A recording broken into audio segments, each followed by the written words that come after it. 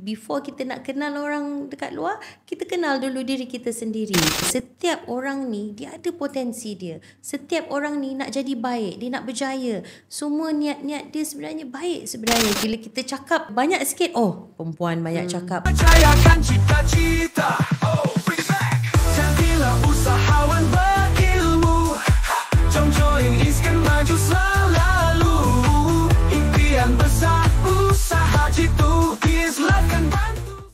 Assalamualaikum dan salam sejahtera semua. Anda kini dalam InScan BizLive 2025. Platform rasmi untuk membongkar ilmu, inspirasi dan juga pengalaman sebenar usahawan Malaysia. Saya Izrina Amir Hamzah dan saya tidak keseorangan. Saya bersama dengan tetamu istimewa, Ketua Pegawai Eksekutif InScan, Puan Vivianti Sarjuni. Dan bersama dengan beliau kita akan menyingkap perjalanan kepimpinan, pengalaman dan juga aspirasi beliau dalam membangunkan ekosistem keusahawanan negara. Baiklah, Assalamualaikum Puan Vivianti. Waalaikumsalam warahmatullahi. It's a pleasure to meet you today. Likewise, and you look great. Thank you so much. So you. I pun terus macam alamak macam nervous kan nak jumpa you. So Puan Vivianti, maybe I boleh call you Just something call lagi. me Vivi. Puan Vivi, okay. Yes. Puan Vivi. So kita tahu Puan Vivi baru sahaja menerajui kepimpinan InScan pada 1 Julai 2025. Yes. So mungkin ada yang belum kenal sangat, ada yang mungkin baru kenal sedikit. So kalau before kita pergi jauh kepada aspirasi dan sebagainya, boleh tak kita nak kenal siapa Puan Vivi ni sebenarnya? Dari mana dan sebagainya? Nama saya Vivianti Sarjuni. You can just call me Vivi. Saya berasal daripada Sabah, tetapi at the age of 17 saya dah berhijrah ke Kuala Lumpur. Pada masa itu kalau tak silap saya 1998 Izzy. Dan saya telah tinggal dekat Kuala Lumpur I think for more than 20 years lah.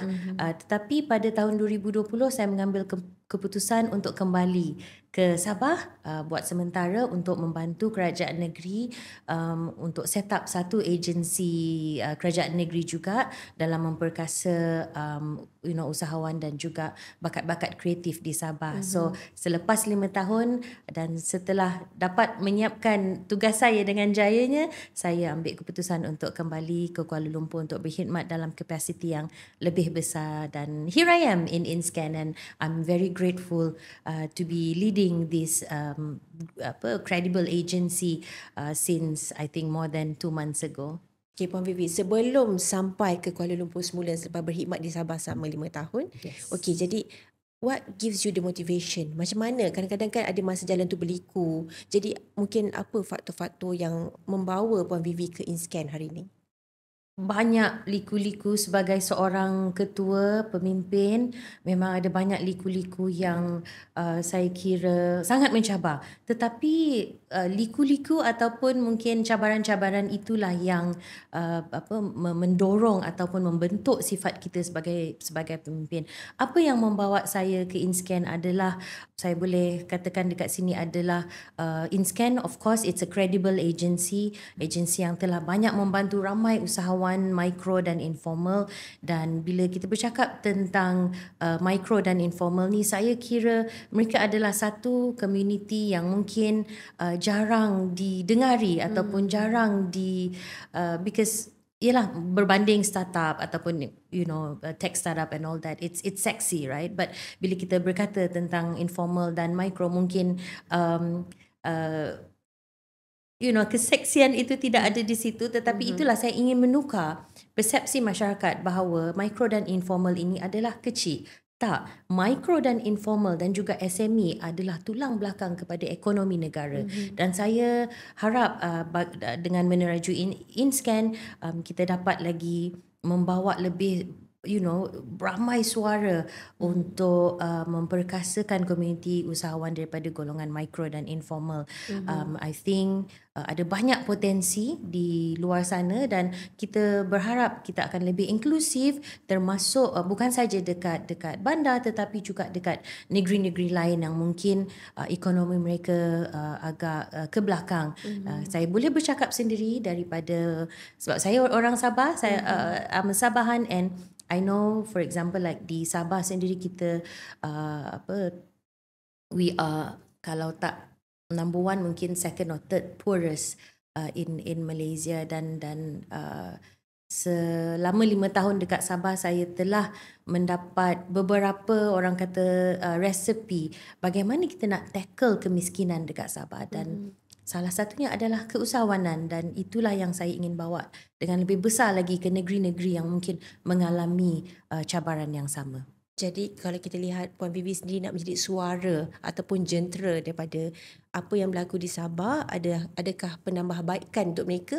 Jadi Puan Vivi sendiri berada di sini, you have all the means in the world untuk tolong diorang. Absolutely, you're right, Easy. Okay Puan Vivi, jadi macam mana daripada background Puan Vivi as a childhood, daripada awal dulu, is it always something yang you memang, okay one day saya nak jadi CEO, saya nak jadi CEO, tak kira lah macam mana pun. So is it always macam tu ataupun ada sesuatu yang mencorak landscape kehidupan latar belakang Puan Vivi? Saya sangat suka soalan Easy ni. Sebelum ni pun saya pernah ditanya soalan macam ni, dan saya sebenarnya Easy datang daripada keluarga yang tinggal dekat pedalaman. I grew up in a palm oil plantation last time dekat Sabah. So saya biasa melihat kemiskinan ataupun cabaran-cabaran seorang a family who lives in a rural area in Sabah. So bapa saya adalah seorang guru dan juga saya boleh kata dekat sini seorang pembangun community. So bapa saya sangat mementingkan pendidikan. So when dia bertugas sebagai seorang pengetua dekat sekolah, dia lihat ada satu masalah dekat Sabah ni, dekat especially rural area, because jarak sekolah dengan rumah agak jauh, taburan orang kata penduduk dekat Sabah tu pun berselerak. Ada masalah di mana student tak nak datang sekolah akibat mungkin jauh ataupun kemiskinan lah.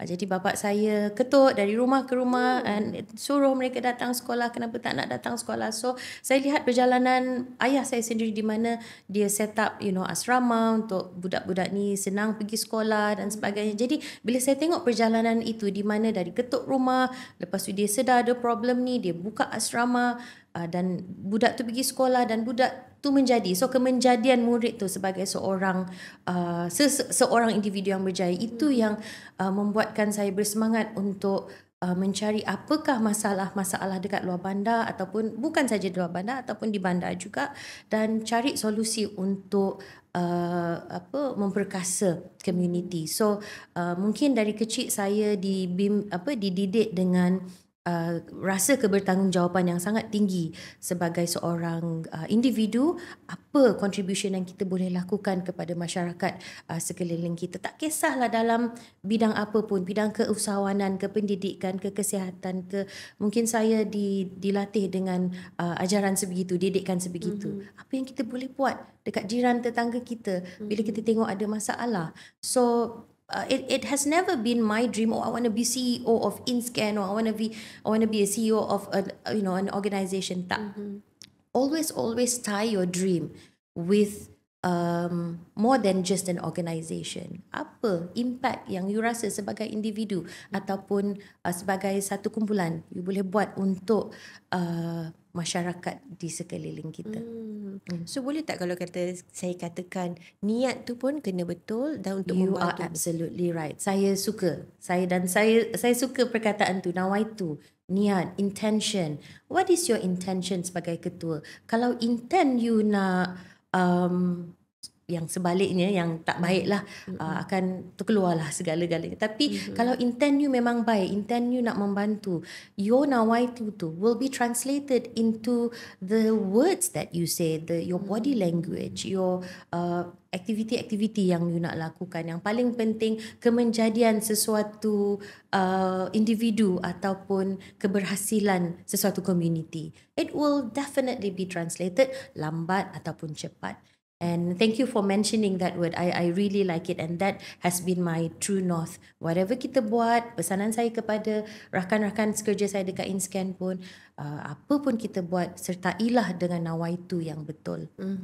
Macam sebab pula kan baru jumpa kita punya session ni. Baik, saya faham sebab saya pun merasakan apa yang Puan Vivi kongsikan tu. Betul, kalau kata niat tu dah berlainan, penyampaian juga pun dah tak sama dengan tu. Kita mungkin terlupa along the way. So maybe that's why dari seorang anak pendidik, dari seorang anak guru, Puan Vivi kini seorang CEO InScan yang you never imagine before. But I've never seen myself like, oh, I'm a CEO, I ketua pegawai eksekutif. No, I've never seen myself that way. Even nak introduce myself, oh, I'm Vivianti Sarjuni, I'm a CEO of InScan, rasa pelik sangat bagi saya.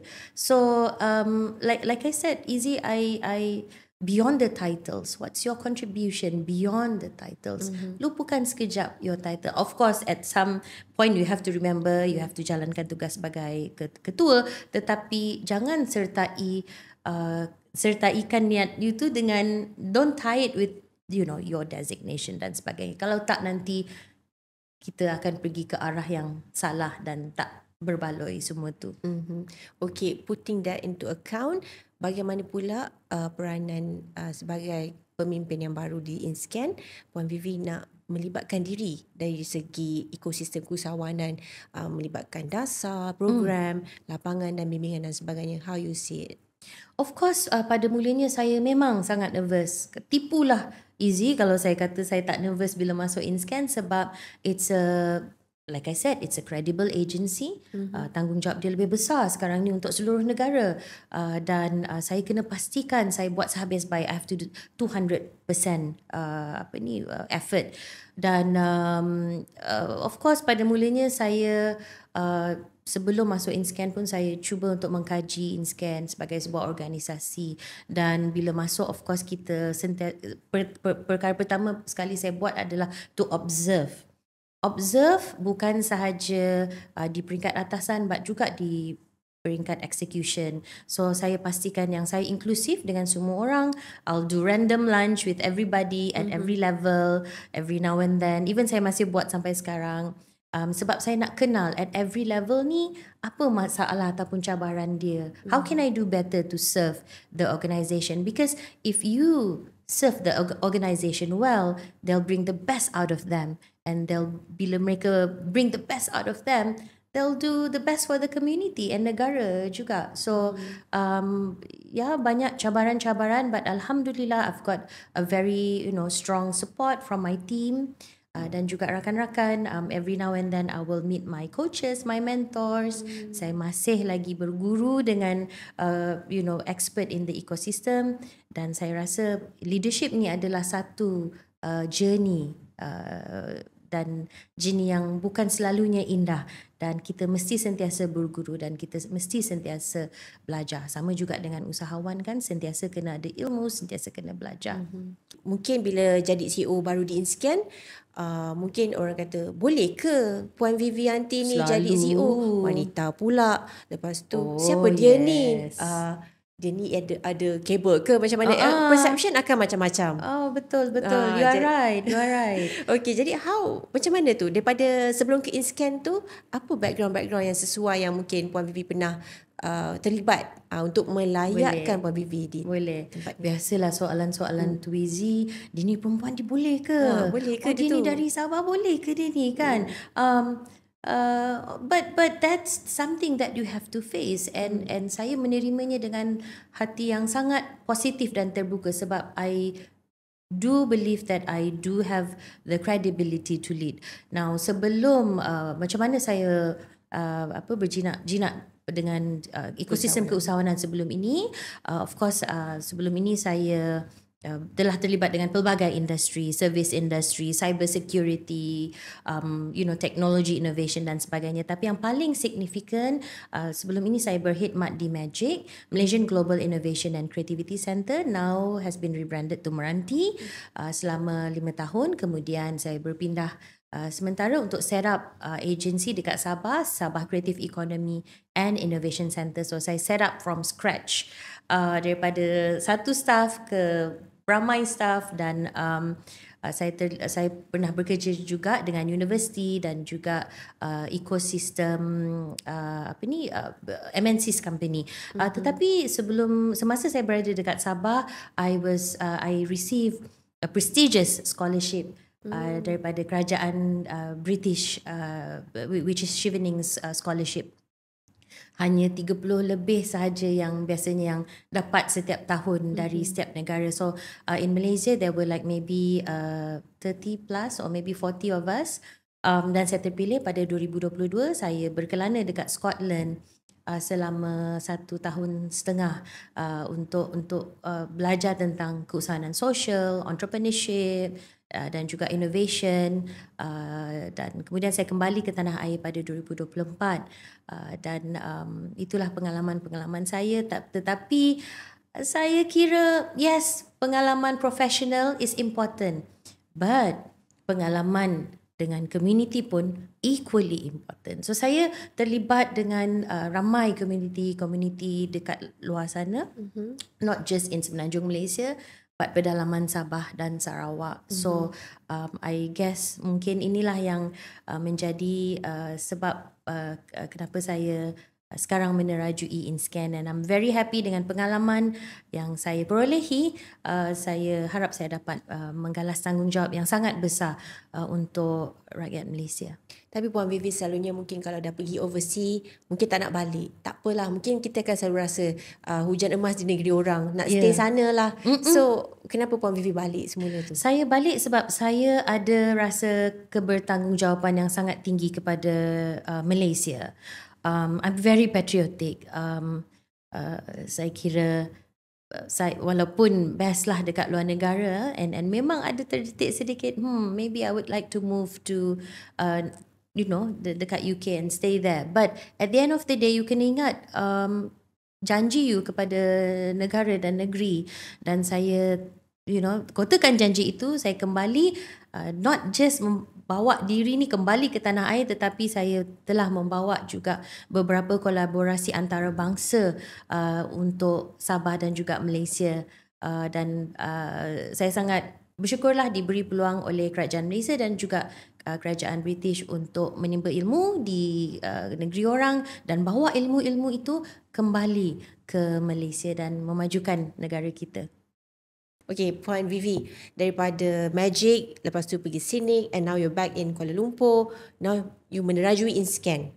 So you rasa macam, ada rasa, macam mana you tengok InScan tu? Like you said, it's credible agency and everything. Tapi macam mana you plan? How you see daripada, nak moving on to the cara you nak mencorakkan kepimpinan tu, macam mana you nampak setakat ni? Sure, and I think Izzy, you will agree with me, right? Like setiap individu mempunyai gaya kepimpinan yang berbeza-beza, right? Dan tetapi saya nak ambil kesempatan ini untuk memuji the previous leadership for bringing InScan to this level. Bila saya masuk InScan, saya tengok, wow, this is such a credible agency, dah ada everything in place, leadership pun kuat, daripada bawah ke atas, atas ke bawah, leadership sangat kuat. And I'd like to take that opportunity to congratulate the previous leadership for this effort of bringing InScan sehingga ke tahap ini. I think InScan dah pada tahun ini dah 19 tahun, tahun depan 20 tahun. Satu pencapaian yang sangat membanggakan. Of course, bila masuk InScan, gaya kepimpinan saya mungkin berubah daripada previous leadership, tetapi I'd like to state here that objektif tetap sama. Mandat kita tetap sama, nak memperkasa usahawan-usahawan mikro dan informal di Malaysia. Cuma mungkin yes, gaya kepimpinan saya agak berlainan sedikit. Saya suka servant leadership, di mana saya suka it's not just about me, because I do not know everything, Izzy. Saya tak tahu everything, dan saya perlu team juga untuk complete me ataupun complete the strategy, because saya percaya kepada kepimpinan inklusif daripada setiap level. Bila bercakap pasal servant leadership ni, to me, I would like to bring the best out of everybody. Dan semalam bila saya I had a series of discussion with my managers, and I'm very happy that they do the same thing.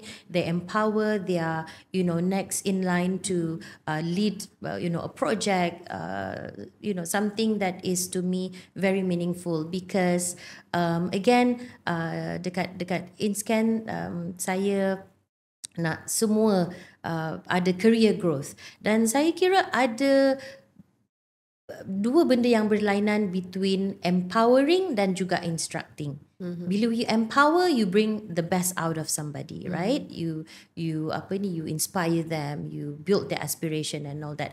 But if you instruct, yes, you will get these people to get the job done.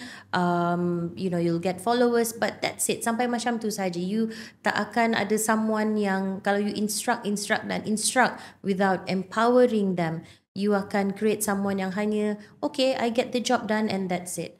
Tak ada career opportunity ataupun orang kata growth lah. Itu gaya kepimpinan saya, dan saya nak cakap sedikit pasal wanita ya. When you ask me just now, what do you ni wanita boleh ke? And that is the never ending question ataupun orang kata hakikat yang setiap ketua wanita kena hadapi sepanjang karier dia. Tapi saya dapat satu nasihat yang sangat berguna 2 minggu lepas when I met my coach. Dia kata stop framing yourself as woman leader or ketua wanita. Stop saying that you are because I'm a woman leader. No, stop framing yourself that way. You are a CEO first, then your gender ataupun your age atau everything comes later. But first you are a CEO. So frame yourself as ketua dalam organisasi itu dalam konteks bekerjalah dalam konteks corporate, tetapi stop saying is it yelah saya ni ketua wanita, mungkin saya seorang wanita, mungkin susah sikit nak dapat buy-in. No, kita patut berhenti frame ourselves orang kata macam menggunakan meletak label. We should stop doing that, and I think that's a very good advice from my coach. Mungkin kalau one side dah biasa dengan style pemimpin yang instruct, and you want to go with empower because you feel diorang pun ada potential dan diorang punya strength to further develop in scan. Tapi kan Puan Vivi, adakah bila you lagi warm ataupun you lagi nak dekat dengan staff, dia akan pijak you balik? Is it like that ke macam mana? How you see? Selalunya memang nasihat-nasihat yang saya terima dari kiri dan kanan macam itulah, nanti diorang bully you tau. Tapi to me, you mesti place trust. You must have trust towards them first. Sebab kalau you tak ada trust, then semua pun kita akan skeptical, so semua pun kita takut, dibayangi dengan ketakutan, dibayangi dengan ketidakpercayaan. So I'll take that risk. If diorang take advantage on me pun, saya akan ada strategi lain. So benda tu memang kita akan expect akan terjadi. Tetapi alhamdulillah, so far I think if you show people that you trust them, lagilah mereka rasa wow, she's being very appreciative of me, and dengan rasa macam ni, okay, I'll do more.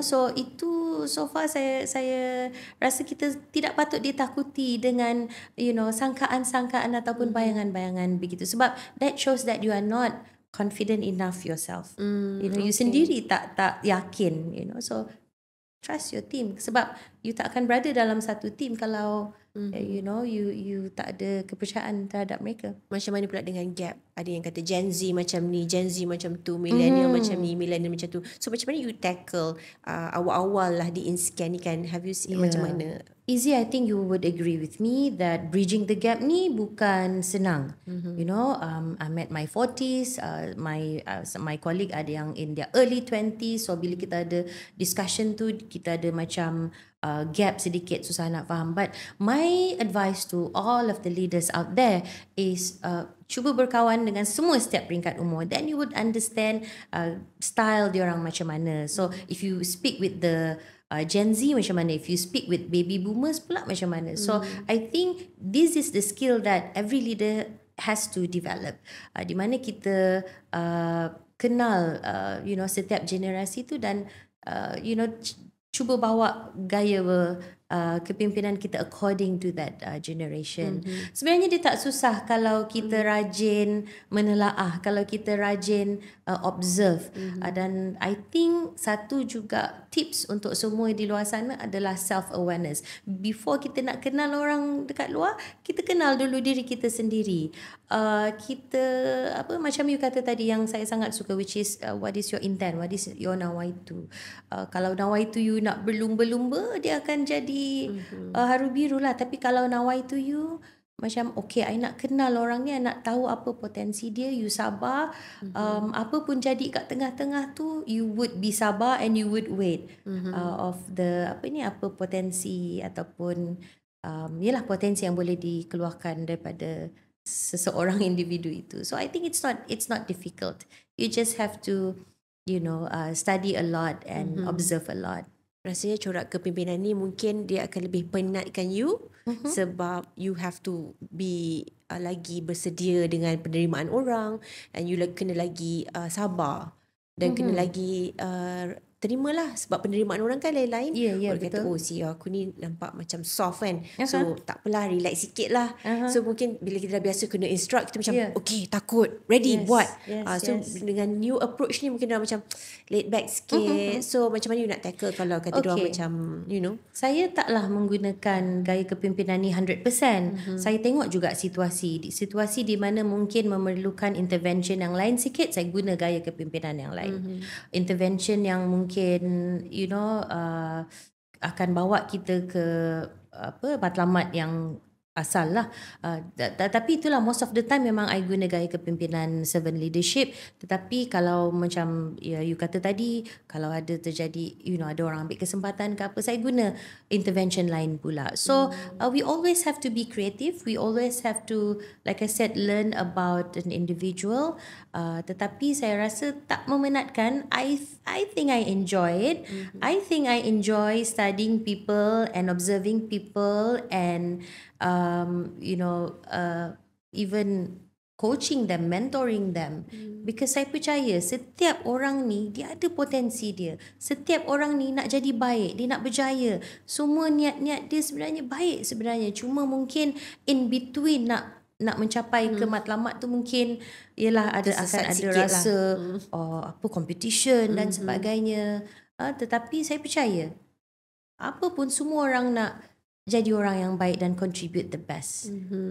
Puan Vivi mesti ada special quote for you to live with. Something macam, I can see you macam very people person. I'm very, mungkin someone yang pernah buat personality quiz ke? Have you ever done that? Saya suka personality quiz. Like I said, self-awareness kan. Kita nak kenal diri kita dahulu kan. So kalau macam tu Puan Vivi ni sebagai, kalau if you have done the personality quiz, you orang yang macam mana? Very extrovert.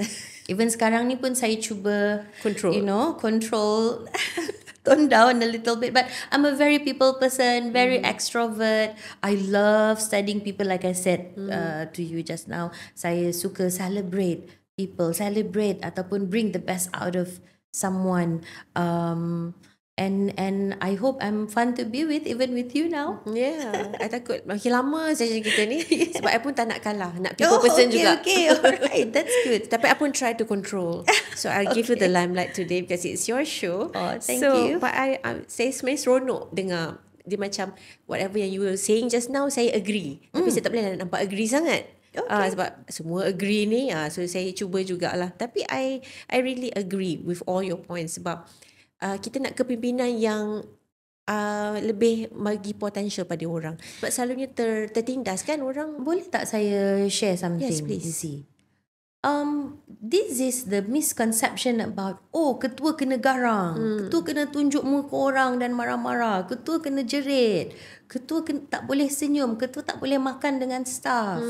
This is the misconception yang saya rasa perlu dihapuskan.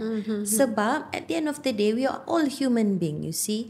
Like title you tak bawa sampai ke kubur. At the end of the day, you are just sama dengan orang lain.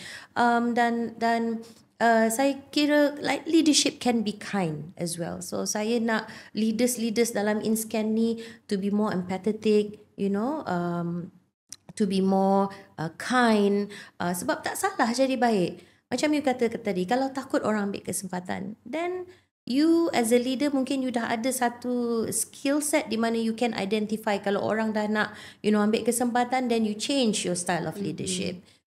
So untuk menjadi leader ni, like I said, you have to learn a lot, you have to read a lot, and you also have to observe and handle those challenges. Faham. Senang kata kena rajin lah. In Kena a way rajin. creative and you want to explore more. Sesuai dengan personality Puan Vivi sendiri yang nak explore all these challenges. Jadi saya rasa kalau katalah ada cabaran tak menerajui InScan sepanjang beberapa bulan ini, mungkin cabaran tu tak berapa cabaran pun ke macam mana? Of course, bila menerajui InScan ni memang ada banyak cabaran. Tetapi sebelum menerajui InScan pun, on the way up, climbing up the leadership ladder, dah banyak cabaran. Contohnya, mungkin like I said, I always like to give this example. Boleh ke wanita ni boleh ke jadi pemimpin? Even if you look at certain orang kata portfolio of politician pun, kita selalu diberi portfolio, wanita selalu diberi portfolio yang mudah. Tak yang tak mencabar. Tetapi sama juga dengan dunia corporate, bila kita cakap banyak sikit, perempuan banyak cakap. Padahal if you put a man in that position and dia bercakap dalam waktu yang duration yang sama juga dengan perempuan, dia tak dilabel sebagai banyak cakap. Betul. Dia akan dilabel sebagai he's so charismatic, berwibawa. Exactly. So if woman bang the table, she's emotional. Naik nada suara sikit, she's emotional.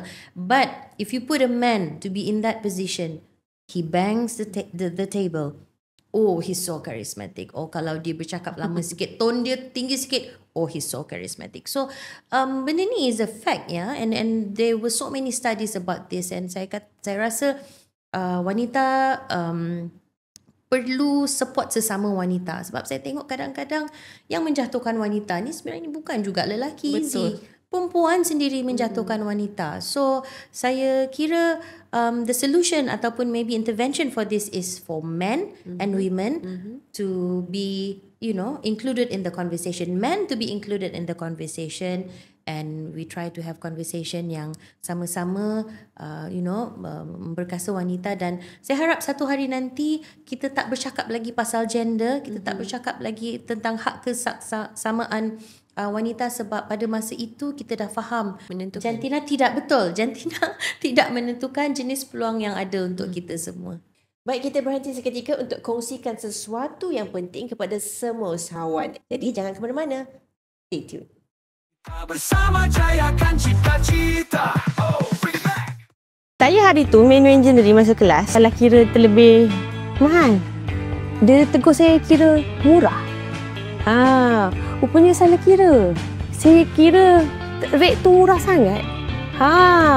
Menu kita ada calculation dia kan. Rupanya saya under rate, saya jual tu termurah. Patutlah saya, itulah tu. Kat situ masalah yang kita detect. Okey, cara dia kita betulkan balik, kita kira balik segala menu. Kat situ. Tu nampaklah, itulah sale pun alhamdulillah naik.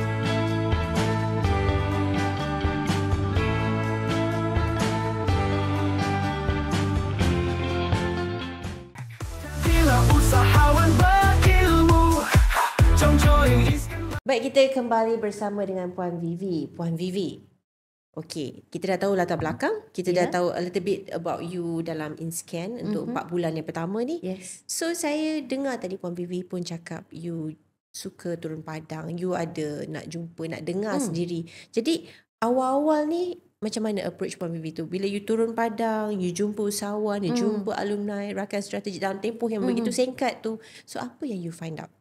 I find out that landscape keusahawanan di Malaysia ni tak sama. Dekat Kelantan lain, dekat Johor lain, Sabah lain, Sarawak lain, Melaka lain. Jadi amat penting untuk saya turun dan melihat sendiri the dynamic of landscape keusahawanan setiap negeri. Sebab bila kita tahu the landscape of landscape keusahawanan untuk setiap negeri tu, kita boleh curate ataupun kita boleh come up with program-program yang memang sesuai dengan landscape keusahawanan di setiap negeri. So contohnya macam Sabah Sarawak, landscape even undang-undang pun berbeza daripada kita dekat Semenanjung. Jadi itulah saya sangat berbangga dengan my team sebab mereka pun sama-sama turun padang, dan bila turun padang ni bukan setakat buat program, kita kena ada kita kena ada conversation with usahawan-usahawan tersebut. Macam contohnya saya pergi Kedah dan Kelantan, wanita-wanita usahawan-usahawan wanita dekat sana sangat berkarismatik majority of them are women, and semangat-semangat tu yang saya nak share juga dengan negeri-negeri lain. So dengan cara macam tu kita akan lebih inklusif lah tentang apa program yang sesuai untuk setiap negeri. Jadi itulah dapatan-dapatan awal yang saya terima, dan saya kira ada potensi untuk InScan bukan saja untuk buat training dan coaching, tetapi mungkin kita ada peluang untuk mempengaruhi ataupun influence the polisi keusahawanan dekat Malaysia. That's why tahun ini dan tahun seterusnya kita nak fokus not just on delivering the training and coaching, but also mungkin untuk kita nak anjurkan round table, sesi meja bulat, forum session. Kita nak explore pula segmen-segmen perniagaan yang baru, contohnya family business, TVET, halal, keusahawanan sosial dan sebagainya. Puan Vivi, tapi bukan ke bila turun padang tu round table dan sebagainya dia macam buang masa ataupun ambil masa lama sangat nak tahu semua orang nak apa, sebab semua orang nak akan berbeza-beza, ataupun lagi senang tetapkan je, letak je dan you follow. So macam mana? Kalau macam tu mungkin kerja dia senang lah, sekejap lah you nak buat benda tu, tapi dia punya impact you tak akan rasa. So nak jadi ketua, nak jadi strategist ni you kena sabar sedikit, sebab untuk dapatkan result yang baik, I also believe we have to invest time on analysing, studying and come up with strategi yang sesuai. Sebab dah sampai masanya untuk saya kira bukan saja agency but juga pemimpin-pemimpin di lapangan untuk start lihat kepada impact, not just how many programs you organize, berapa orang yang you dah latih, tak, but berapa orang yang you dah latih ni apa impact yang mereka dah capai. So bila kita cakap pasal impact ni, it can be adakah mereka dapat meningkatkan taraf hidup keluarga mereka daripada B40 ke M40 for example. I had one usahawan yang berlari ke arah saya dan kata, Puan Vivi ingat tak dulu saya miskin tegar, sekarang ni saya dah B40. So ada peningkatan life dekat situ. Saya rasa sebab nak dapat keluar dari miskin tegar naik ke B40 tu pun mereka dah rasa cukup happy. Dan apa yang menyebabkan dia dapat keluar dari kepompong kemiskinan itu adalah by her venture into entrepreneurship. Itulah saya merasa tanggungjawab sebagai seorang ketua untuk enable this thing to happen.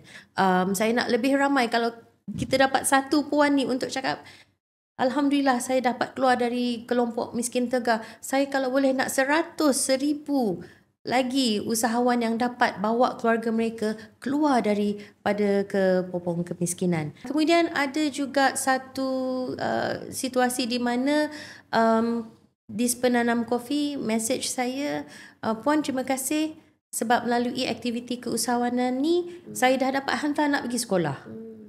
So isn't that great? I mean, kalau kita dapat menyelesaikan lebih banyak masalah di lapangan, isn't that great? And I hope aktiviti-aktiviti keusahawanan ni akan dapat memperkasa lebih ramai lagi keluarga-keluarga di luar sana untuk keluar daripada whatever cycle that they are trying to, get out from. Tapi Puan Vivi, mungkin bukan senang juga sebab peluang mungkin banyak tapi tak sama rata. Dan jurang makin lama makin meluas, makin luas lah jurang tu. So macam mana Puan Vivi nak at least close a little bit of gap dalam jurang tu? Cara dia, you tak boleh buat sendiri. You can't act alone. You have to get your team. You have to get the community to work together with you. That's why saya suka strategi turun padang ni, sebab bila turun padang, it's not just you, your agency yang turun padang, but invite corporate, invite university, invite lecturer, invite NGO, invite ketua kampung, invite influencers to come together with you and sama-sama invite all of these people to come together with you and be part of the cause that you are championing. So ni bukan kerja seorang je, which is why you suka Tak Drum boleh. Padang dan juga nak get everyone lah to Yes. share your vision in order to help more people macam tu. Yes, betul. Kita kena sedahkan community bahawa apa masalah dalam community tu. Contohnya saya ambil konteks Sabah lah. Kita adalah antara yang termiskin di Malaysia. Tapi takkan nak jadi miskin di Malaysia forever, right?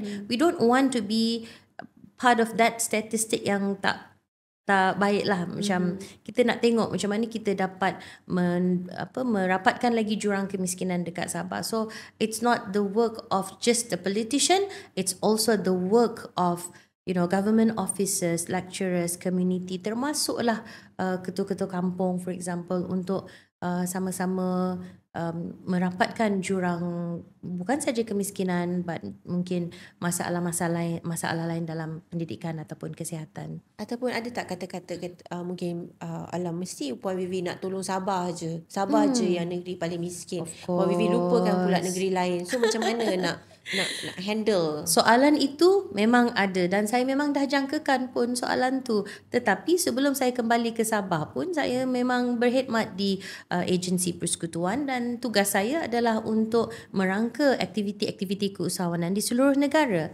Dan saya sangat biasa dengan and familiar with the landscape in Kelantan, Pahang, Terengganu, Perlis, Melaka dan sebagainya. Cuma of course when we talk about Sabah memang ada pendekatan khusus dan unik untuk Borneo. Kerana kalau kita tengok statistik pun, and this number is not bukan number yang saya just pick out of nowhere. Kalau you tengok statistik daripada DOSM pun sendiri melihat ke jurang ekonomi Sabah Sarawak ni dengan Semenanjung sangat tinggi. Jadi ada keperluan khusus dan unik. Kita tak boleh pukul rata easy. That's why sebagai tambahan lagi saya sebagai seorang rakyat Sabah, saya rasa ada kebertanggungjawapan yang tinggi untuk menyampaikan orang kata macam khidmat ataupun ilmu-ilmu yang saya dah belajar dekat Semenanjung Malaysia ke Sabah dan membantu orang-orang dekat sana pula. Tapi itulah kita tak boleh pukul rata easy. Ada strategik khusus yang kita perlu buat dekat negeri-negeri ini.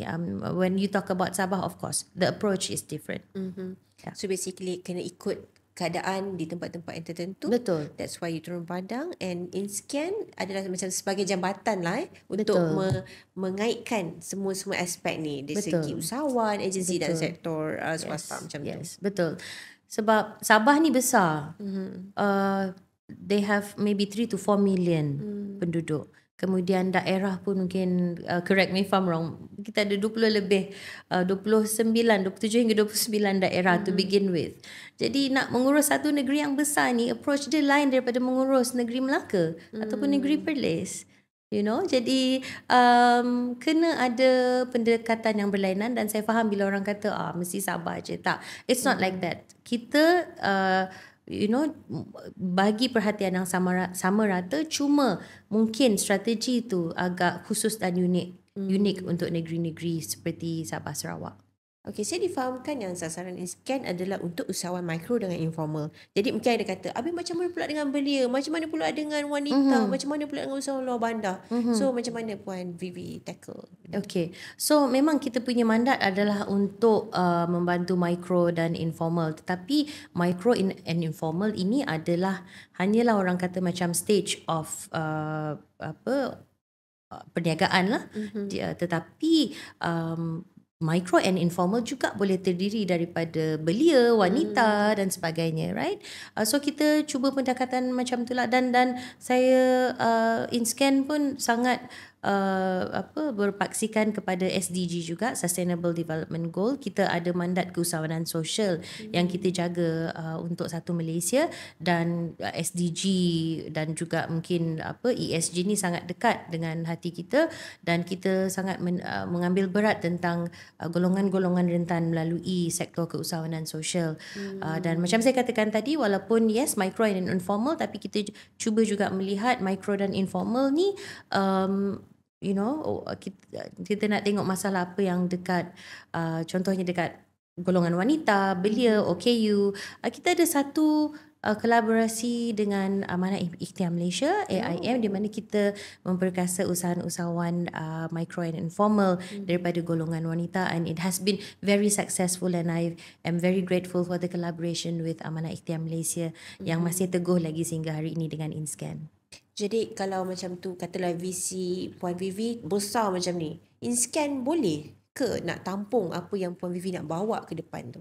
InScan boleh, dan saya percaya tak ada alasan untuk kami kata InScan tak boleh buat, because we have a pool of talents dalam InScan yang sangat genius and brilliant, and from every week we will in our chat group we will make sure that kita sentiasa empower each other dan sentiasa peka dengan keadaan ataupun berita-berita keusahawanan semasa, dan saya kira saya sangat berbanggalah dengan pencapaian InScan.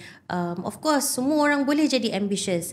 Everyone has the right to be ambitious. Kita nak buat tu, nak buat ni, tapi I always regroup my team, and we always make sure that everyone ada hak untuk bersuara dan hak untuk mencadangkan aktiviti-aktiviti ataupun inisiatif-inisiatif yang InScan perlu buat. Itulah kepimpinan yang saya bawa dekat InScan. Saya nak semua berpeluang untuk bersuara, dan saya nak semua bring the best out of them. Because kita tak bolehlah hidup hanya untuk hidup saja, but hidup untuk berbakti kepada agama, negara dan bangsa. Baik, saya suka dengan ayat tu, berbakti untuk agama, negara dan bangsa. So apa pun yang Puan Vivi lakukan, apa yang you plan to do, dia akan always ada impact. Jadi when it comes back to perniagaan dan usahawan dan sebagainya, kalau dulu mungkin konsep perniagaan, kita jual kuih, kita jual nasi lemak, untung okey cukup bulan, bolehlah pergi cuti kat Melaka, contoh. Tak salah. Contoh, tapi okeylah cukup. Tapi mungkin sekarang dah 2025, so mungkin kena ada different approach yang mungkin saya pernah dengar social enterprise. Kalau Puan Vivi boleh kongsikan. Yes, sebenarnya tak salah nak ada untung hanya untuk diri sendiri, tak apa, it's okay, still good. But I think kita pun kena melihat kepada keadaan dunia semasa. Dunia kita semakin tua, dengan climate change, dengan masalah sosial dan sebagainya. So kita juga nak mengajak the conventional business people to look into keusahawanan sosial. So keusahawanan sosial ni sebenarnya dia lagi mencabar, sebab dia bukan saja keusahawanan yang mementingkan profit, tetapi daripada profit tu apa social mission yang you boleh solve juga, apa masalah-masalah di lapangan yang you can solve. So dekat InScan kita ada diberi mandat keusahawanan sosial, di mana keusahawanan sosial ni adalah satu bentuk model perniagaan di mana you will have not only business model but juga social mission. Dan alhamdulillah dah 3 tahun hingga 4 tahun kita memegang mandat ni, dan setakat ni kita ada a very strong database of social entrepreneurs in Malaysia yang telah menyelesaikan banyak masalah bukan saja alam sekitar but ekonomi dan juga sosial di Malaysia. So macam mana nak tarik, kalau katalah saya jenis yang memang tegak, memang tak nak lah, saya untung lah, buat apa saya nak kongsi pula pada Cik Khairul ke kan, pada Hafiz ke, buat apa, kisah kan, contoh. So macam mana nak tarik usahawan yang konvensional ni, ataupun nak menambahkan lagi untuk peningkatan usahawan yang kena ada kesedaran Izzy tentang apa yang kita boleh contribute terhadap community. Contohnya I think golongan muda sekarang ni mereka sedar bahawa dunia ni makin tua. Kita telah didorong dengan, kita telah biasa dengan capitalism, untung dan untung, tapi kita kena fikir ada juga golongan yang kurang bernasib baik dekat luar sana. What can we do as seorang ahli perniagaan yang berintegriti tinggi untuk sekurang-kurangnya membantu golongan golongan rentan di luar sana. Saya nak ambil contoh this perusahaan sosial macam Izzy, ni, macam ni. Saya tadi nak cute makan satu. Cute.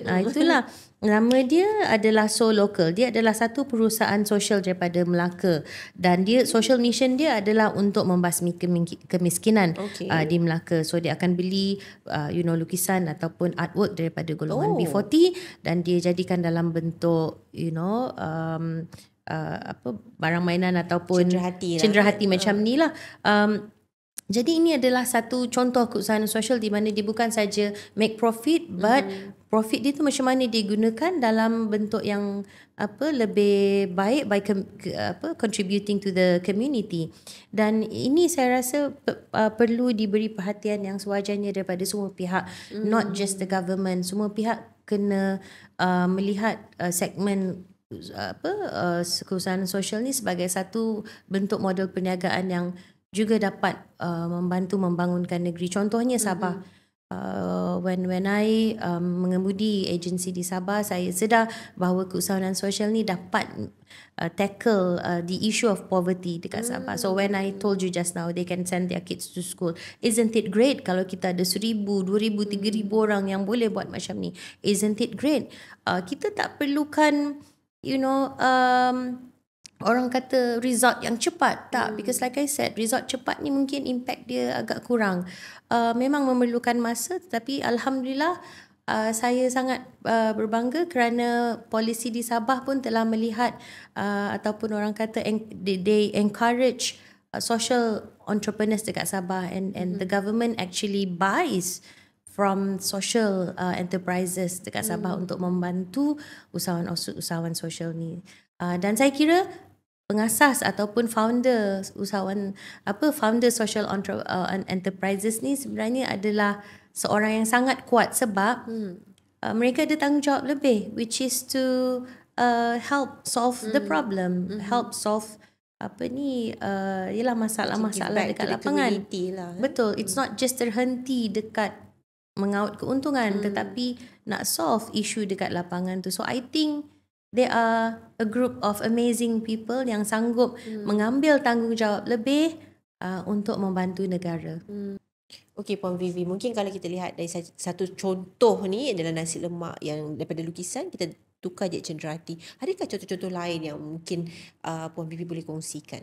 Dia ada banyak contoh-contoh usahawan sosial yang telah berjaya di luar sana. Saya bagi contoh mungkin yang easy boleh tengok dekat sini. Ini pun adalah produk-produk yang telah dihasilkan oleh usahawan-usahawan sosial kita, di mana contohnya yang ni dianyam oleh golongan community miskin di Sabah. Saya tak ingat which daerah, but this usahawan sosial will buy from the penduduk-penduduk miskin dekat Sabah, dan kemudian dia akan jadikan dalam bentuk wallet, dan kemudian dia bagi sustainable income. It's not just buy from them, but buy with orang kata harga yang berpatutan lah. Maksud saya harga memberi peluang pendapatan kepada golongan-golongan rentan sebegini secara konsisten. It's not CSR which is one off, tak. But business model tu dia integrate dengan peluang untuk memberi pendapatan secara konsisten kepada golongan rentan. So kita ada juga contoh seperti Discover Muay Thai, salah satu usahawan sosial yang sangat berjaya dekat Malaysia, di mana dia memperkasa anak-anak yang mungkin datang daripada kumpulan B40, mungkin daripada jalanan yang tak ada arah tuju dan sebagainya. Dia akan ambil, dia akan latih, bagi latihan motivasi, bagi latihan sukan, dan membentuk mereka sebagai pemimpin dalam community. So itulah yang saya katakan tadi, saya sangat amazed dengan founder-founder usahawan sosial ni, sebab it's not easy for you to run business and at the same time you want to solve problem. But it feels good because I did my experiment on social enterprise juga, di mana saya beli kopi daripada penanam kopi di Kundasang, bawa ke Kuala Lumpur dan jual dekat sini. Saya make sure saya boleh jual ke tak ke dekat Kuala Lumpur, I have to buy consistently from them. And when they can send their kids to school, itu yang memberi saya semangat. Wow, isn't it great? Saya dapat profit dan at the same time saya dapat bantu orang keluar dari kepompong kemiskinan juga. So itu yang saya berharap InScan dapat mengajak lebih ramai usahawan-usahawan di luar sana daripada segmen konvensional untuk menerokai keusahawan sosial, di mana kita dapat membantu lebih ramai golongan-golongan yang kurang bernasib baik. Jadi dia bukan sekadar produk je, perkhidmatan pun ada juga. Perkhidmatan pun ada juga. So the scope is actually very luas lah sebenarnya. Yes, very luas sebenarnya. Dan saya kira Malaysia berada di tangga yang sangat baik di Southeast Asia at least dalam usaha-usaha untuk memperkasa keusahawanan sosial. Jadi macam mana InScan kat area sini? Macam mana InScan nak tolong lagi usahawan-usahawan ni? Ataupun adakah nanti ada pula yang ambil kesempatan dia bayar dia dekat usahawan ni sedikit tapi keuntungan dia berlipat ganda. Tu macam mana pula Puan Vivi? You're right. Ada ramai orang yang nak label bisnes mereka sebagai we are social enterprise padahal dia ambil kesempatan dekat luar sana kan.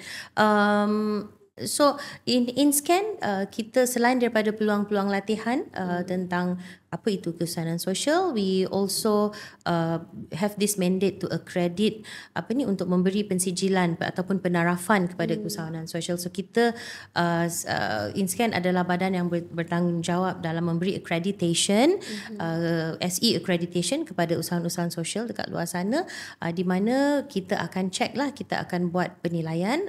This penarafan comes from Puskop, facilitated by us. Kita akan membuat penilaian sama ada your business tu memenuhi kriteria as a social enterprise ataupun tidak.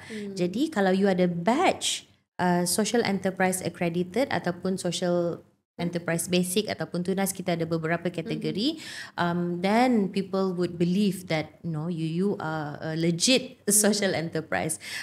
Itulah yang kita cuba buat untuk mengelakkan daripada orang ramai untuk label mereka sebagai social enterprise padahal mereka mengeksploitasi golongan-golongan yang tak bernasib baik ni. Hanya untuk mendapatkan publicity ataupun funding dan sebagainya. So sekarang ni pun kalau usahawan sosial nak minta funding dan sebagainya, bila mereka ada badge SE Tunas Basic ataupun SEAC tu, accreditation tu, diorang punya profile akan jadi lebih credible dan senang lah untuk mendapat funding. Jadi ada certain kriteria lah yang perlu dipatuhi sebelum boleh di label ataupun diakreditasi sebagai SE ni. You're right. Okay. So jadi proses pemilihan tu, proses saringan penilaian tu, adakah dia sukar ataupun dia macam mana? Untuk memang sukar sebab kita nak memastikan bahawa all of the social enterprises adalah legit. Tetapi sukar dia tu pun ada dia punya stages lah juga. So kalau saya faham untuk menjadi social enterprise yang full accredited ni memang memerlukan masa dan memang memerlukan quite substantial funding ataupun orang kata kos dia pun banyak lah juga. Tetapi untuk yang baru nak bermula, kita ada kategori SE Tunas, kemudian tangga seterusnya adalah SE Basic, dan kemudian tangga teratas di mana kita boleh dapat pengecualian cukai iaitu SEAC, SE accredited lah. So I am very happy to announce as well that we have close to 500 accredited social enterprise yang telah mendapat penarafan sama ada SE Tunas Basic ataupun SEAC. Okay. Itu daripada bila 500 tu tempoh? 500 tu since 2021. Okay. So about 4 years about 4 years. Tak mudah tetapi we are here. Itulah tugas-tugas InScan. We are here to guide the social entrepreneurs, to give them latihan yang sebaiknya dan kemudian membolehkan mereka mendapatkan penarafan tersebut. So katalah putting this into mind and moving forward. Jadi aspirasi untuk 2026 dan seterusnya kepimpinan Puan Vivi di InScan. So macam mana lagi apa mungkin Puan Vivi nak kongsikan visi-visi Puan Vivi dan juga inspirasi? Okay. Saya berharap 2026 of course menjadi tahun yang lebih baik, bukan saja untuk InScan tetapi usahawan-usahawan yang kita terajui. Saya berharap InScan ni lah, macam saya kata tadi, saya tak nak terhenti setakat membuat latihan dan juga bimbingan, tetapi saya berharap InScan juga dan kita dah start buat Izzy, kita nak buat sesi round table, kita nak buat summit at international level. We want to be engaged with more international stakeholders, dan saya mahu melihat InScan ini sebagai satu agensi di mana bila kita cakap pasal keusahawanan, they will straight go to InScan. Dan kita juga nak memastikan bahawa kita terus memperkasa micro dan informal across all sectors, not just F&B, perkhidmatan dan sebagainya, tetapi juga sektor-sektor lain yang mungkin memerlukan memerlukan intervention daripada pihak InScan. Jadi saya nak InScan terus teguh, terus kuat, dan saya nak ambil kesempatan juga untuk mengucapkan berbanyak terima kasih kepada kita punya industry coach, counselor dan juga trainer atas segala kerjasama yang telah diberikan selama ini kepada InScan. Tanpa mereka mungkin InScan susah nak berkembang pesat. Jadi saya nak ucapkan berbanyak terima kasih kepada mereka for assisting InScan to be at this level. Kita ada lebih kurang about 300 plus biz counselors, coaches dan juga trainers yang telah sama-sama menaikkan nama InScan dan sama-sama membantu usahawan-usahawan kita di lapangan. Puan Vivi, kalau dulu di Sabah Puan Vivi start from scratch. So di InScan benda dah tersedia. Jadi mana lagi challenging tu nak buat daripada awal, at least you have your own voice, ataupun dekat InScan dah sedia ada tapi you nak tukar kepada suara you. So macam mana you buat tu? Okay, of course bila dekat Sabah dulu I set up everything, right? Tetapi itu pula ada cabaran-cabaran lain jugalah. Tapi kalau dekat InScan ni of course semua dah tersedia dan sebagainya. Dan saya nak mungkin rephrase a little bit like what you said, mengikut visi saya ataupun apa yang saya nak. No, it will never work that way. It's not what I want, but what is needed by the ecosystem, what is needed by the entrepreneurs. Itu yang kita nak highlight dekat sini. So that's why bila kita berkumpul dan kita di dalam InScan dan kita cuba cari strategi-strategi baru yang terbaik, kita selalu melihat adakah benda ni diperlukan oleh ekosistem kita sekarang. So we have done a lot of training needs analysis. Kita turun padang dan melihat sendiri apa keperluan di sana. So again, it's not about what I want but what is needed by the ecosystem. Jadi benda tu tak susah, easy. Saya kira bila dekat InScan ni kita cuma perlu lebih banyak coordination, kita perlu banyak brainstorming dan juga mendengar daripada pendapat daripada pelbagai pihak. So that's why I mentioned about the round tables as well. Bila kita buat round table, it's not just people from the government but people from the lapangan, contohnya corporates, universities, lecturers, pelajar dan juga mungkin penerima manfaat tu sendiri. Ya. Macam mana pula dengan InScan beraspirasi untuk menjadi key thought leader dalam ekosistem social enterprise? So how you want to bring that vision forward? Yes, I think it can be achieved, definitely. Again, like I said, kita nak menjadi satu agensi di mana kita boleh mempengaruhi polisi yang dibuat oleh kerajaan. Macam mana kita nak buat tu? Of course, like I mentioned before, kita tak nak terhenti setakat buat latihan dan coaching. We want to encourage more conversation from the ground through roundtable sessions, through participating in forum sessions, through getting people from maybe international ecosystem to come and listen to us.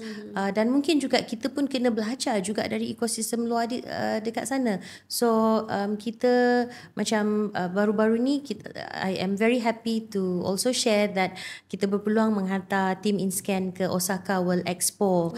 Kita dijemput untuk memberi perkongsian tentang apa yang kita dah buat dekat Malaysia untuk memperkasa usahawan kita. Dan sangat happy lah sebab orang Jepun pun, international community pun nak mendengar tentang apa yang kita dah buat. Dan kemudian saya harap engagement dengan pihak antarabangsa akan terus berlaku supaya kita dapat memperbaiki lagi polisi-polisi sedia ada. Tapi bila kita dah dapat mempengaruhi polisi dan bila kita dah dapat buat polisi yang terbaik untuk rakyat kita, ada lagi satu part yang kita tak boleh lupa. Macam mana kita nak communicate that policy kepada usahawan-usahawan di lapangan. Mempunyai satu polisi yang cantik tak cukup. How can you communicate that policy to these people dalam bahasa ataupun gaya yang mereka faham, sebab we tend to draft ataupun come up with kita punya polisi dengan bahasa-bahasa yang mungkin hanya Bombastic government lah. officer saja yang faham. Tapi bagaimana pula dengan golongan rentan dekat luar bandar, dekat Kelantan, Sampai dekat tak Sabah, polisi sampai tu. tak message tu. So kita kena kenal kita punya audience dan menjadi satu tanggungjawab InScan juga untuk menjadi good mediator.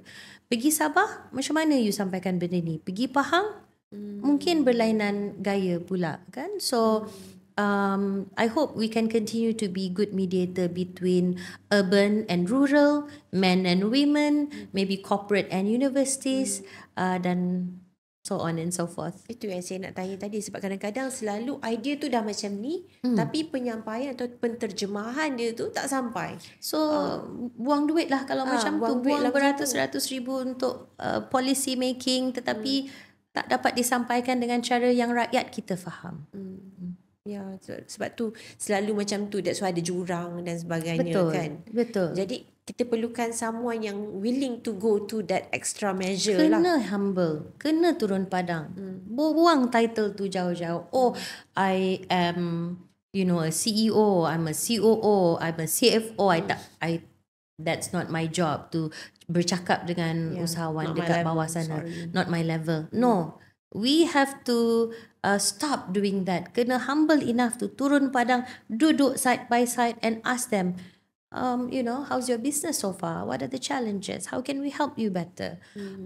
Kena ada kepimpinan macam tu. Barulah kita boleh, balik ke office, then you can wear your title again. Then you execute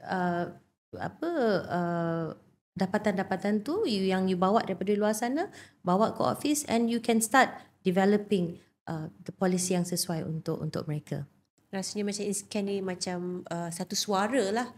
Dengan orang ni, level ni kita bercakap macam mana, orang level ni macam mana. Mesti. So you have to boleh integrate dengan semua lapisan masyarakat. Yes. We have to be like that, easy. Kalau tak efficient. And saya dah gunakan cara itu I think for almost 10 years and I have nothing to share. Then I just want to share that it has been very successful. Itu yang saya nak bawa ke sini sebab kita dah pernah buat. Tak mustahil InScan dengan resources yang lebih baik daripada apa yang saya alami dekat Sabah. I think InScan can definitely do better untuk negara. Okey Puan Vivi, untuk menjadikan InScan antara macam pusat rujukan kebangsaan dalam bidang keusahawanan, so jadi apa lagi inisiatif-inisiatif yang InScan sedang lakukan? Kita ada banyak program-program dekat luar sana yang terdiri daripada training dan juga coaching. Tetapi saya sangat happy nak share dengan Izzy ni.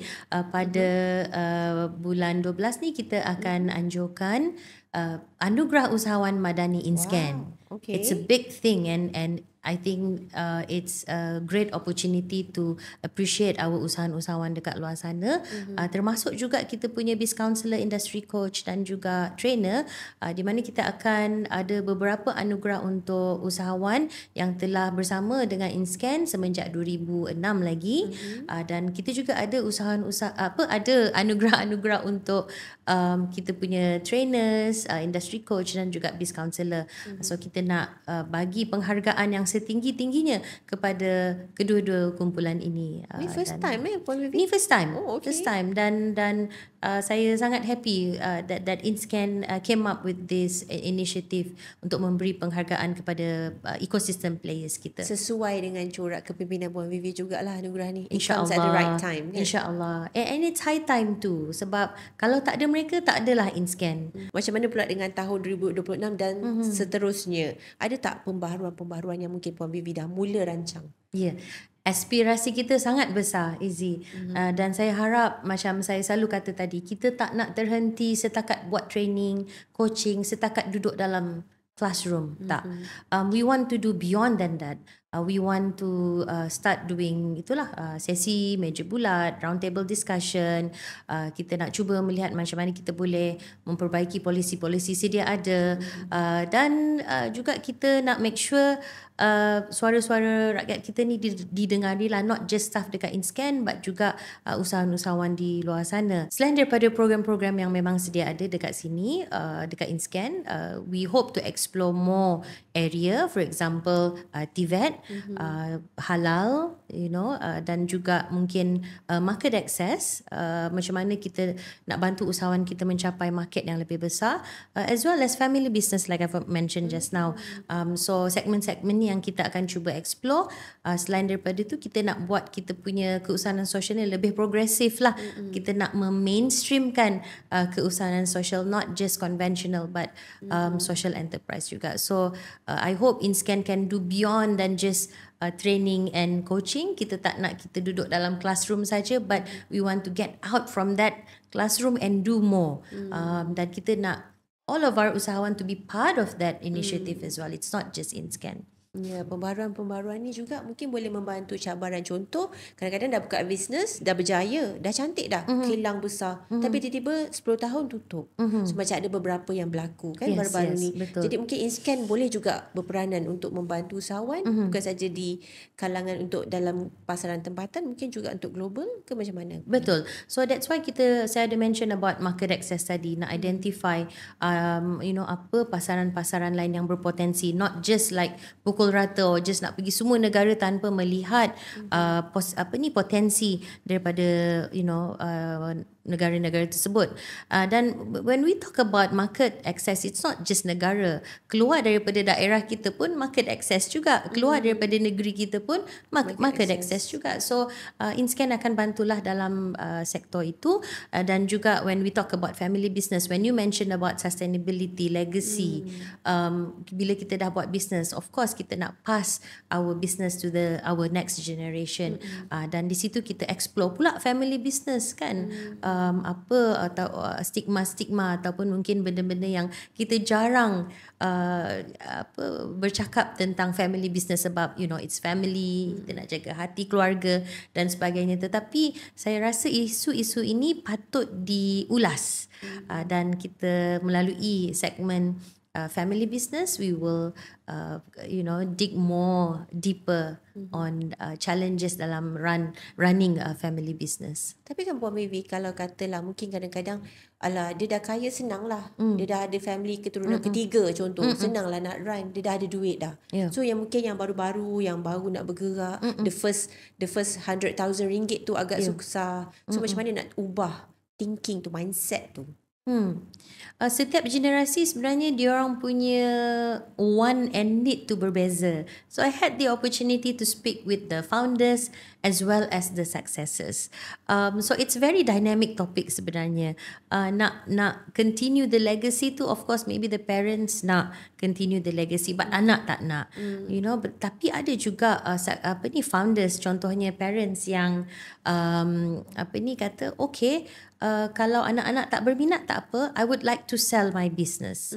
So ada juga macam tu. So it's very dynamic topic. So there's no orang kata satu template khas untuk satu soalan. Tak ada. It's very dynamic, and I would like to encourage everyone to join our seminar-seminar ataupun roundtable ataupun workshop dalam bukan saja topik family business, but topik-topik lain. You will be surprised about things that you will discover.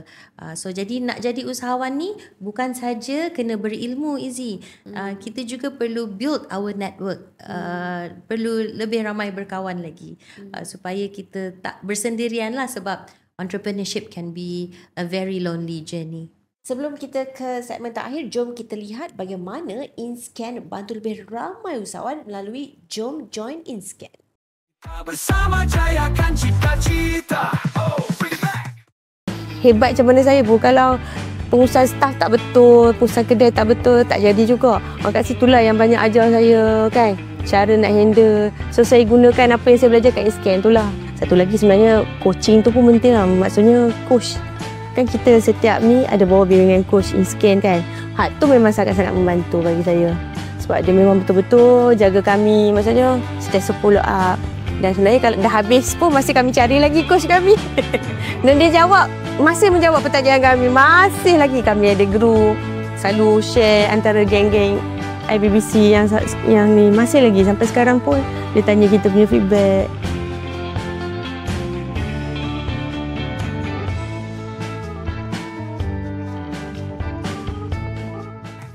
Bila usahawan berilmu, jom join InScan. Kembali bersama saya dan Puan Vivi untuk segmen terakhir yang lebih padat dengan nasihat dan juga inspirasi.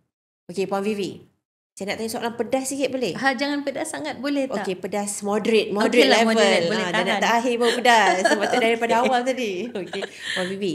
Kalau katalah je Puan Vivi ni dengan succession plan lah, dengan nak buat macam ni macam tu, boleh jadi ke untuk 2026 dan seterusnya?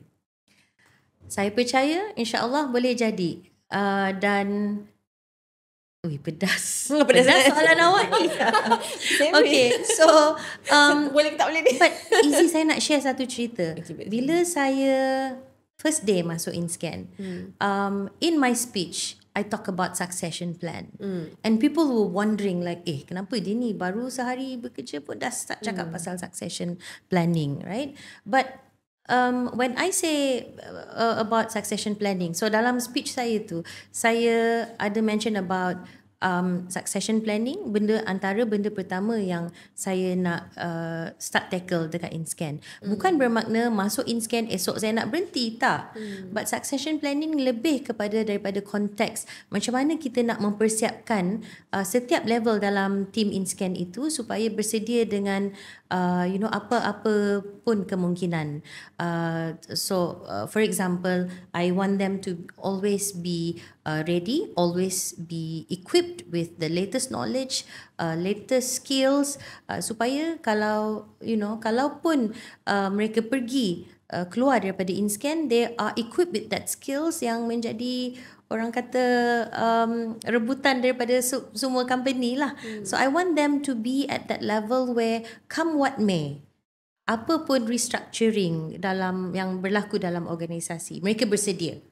Walaupun mereka mungkin keluar daripada InScan, they are ready with that skill that has been developed within InScan. So bila saya masuk InScan tu, itu yang saya pastikan, the next inline are ready. Kemudian the next inline seterusnya hingga ke peringkat execution, they are all ready with the necessary skill. So mungkin sesetengah ketua dia tak nak dia punya next inline lebih sikit daripada dia, tak. But to me, I always want to hire smarter people than me, people who are more capable than me, because like I said, saya tak tahu everything, so I need people to complement me. Mungkin dia ada skill yang boleh mungkin dia ada skill yang saya tak ada, mungkin saya ada skill yang dia tak ada, so we complement each other. Dan itulah yang saya maksudkan dengan succession planning.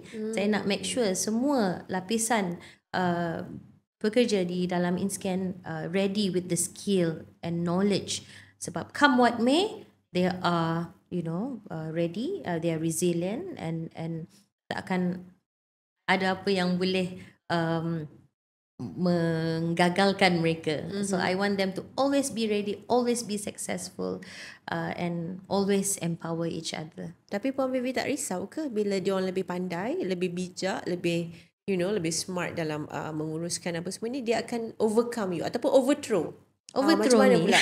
Okay, Puan Vivi, terima kasih banyak. 2 hari je di InScan. Macam Again, mana tu? Wow, pedas. Pedas sangat. Okay. Again, dia berbalik kepada apa yang you cakap tadi pada awal-awal interview kita. You cakap pasal nawaitu. You sendiri sebut benda tu, Easy. Again, dia berbalik kepada apa nawaitu saya. So, nawaitu saya is very clear. I am very clear with my nawaitu. I am very clear with my intent. My intent is to create the next leaders. The next leaders who are better than me. Even setelah saya meninggalkan organisasi sebelumnya pun, saya nak the person who champion that organisation will be better and will do better than me, because at the end of the day we are working with the government agencies. Apa mandat kita sebenarnya, Izzy? Mandat kita adalah untuk membantu rakyat. So kalau saya punya successor tak lebih baik daripada saya, dan result dia pun akan kurang lah. So saya nak things get better. Dan tak apa kalau dia smarter than me pun tak apalah. But that's the thing. We always have to learn. We learn from each other. If she's smarter or he's smarter, then I learn from her. or from him. Tetapi mungkin ada knowledge ataupun skill yang saya ada, dia tak ada. Itu yang saya maksudkan tadi. Dan again, it goes back to your nawaitu. You nak berada dekat sesebuah organisasi tu untuk kuasa semata-mata ataupun nak menggunakan kuasa tu untuk kebaikan orang lain. So kena tanya diri sendirilah. Tapi insya-Allah setiap nawaitu yang betul akan sentiasa dipelihara Allah. Kalau bukan dekat InScan, mungkin dekat tempat lain. Bila kita bercakap tentang agensi kerajaan pun dia berkait rapat dengan politik. So semua memang kena sentiasa bersiap siaga. Baik, sebagai CEO InScan yang baru dengan corak pemerintahan yang tersendiri, Puan Vivi nak bagi kalau boleh 3 lah nasihat untuk golongan usahawan di luar sana. 3 nasihat saya kepada usahawan-usahawan di luar sana Izzy adalah, pertama, hati kena kental. Dalam menjalankan perniagaan ni memang like I said, it will be a very lonely journey. So sentiasa berkawan, buat network, dan I'm sure ramai akan membantu. Kedua, you have to be agile, sentiasa berfikiran terbuka sebab landscape perniagaan ni berubah-ubah. Mesti Izzy masih ingat zaman COVID dulu, 97-98 pun ekonomi krisis dunia. And then yang terbaru adalah US tariff yang memberi kesan kepada landscape perniagaan semasa. So kena sentiasa ready, agile, resilience, sentiasa berfikiran terbuka.